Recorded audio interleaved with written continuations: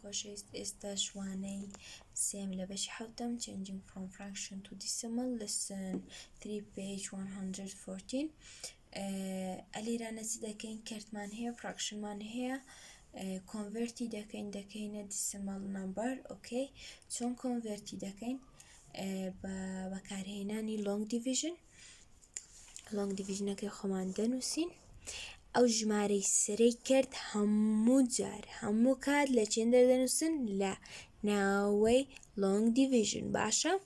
ژمارەی ژێرەی کرد دەکەوتە دەرەوەی دابەشێنەر ناو دوو چەند پێنجی تێدایە چونکە دوو پێنجی لە ناو نییە و بچووکترا خۆ ئەوها بەجێ نایڵین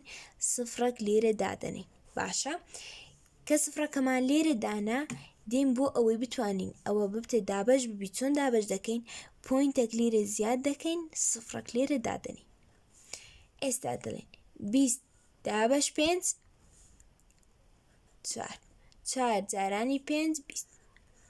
subtract them 0 0 okay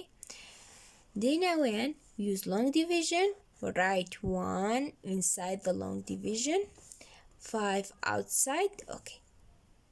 now 1 divided by 5 0 we put the point and 0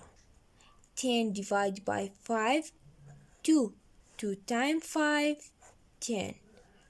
subtract them 0 0 now the answer is 0.2 هەتا یەک بەسەر 5 ئەگەر بە شێوەی دیسیمەل بنووسین یەکسانە بە چەند بە 0.2 و 2 بەسەر 5 ئەگەر بە شێوەی دیسیمەل بنووسین دەبتە چەند 0.4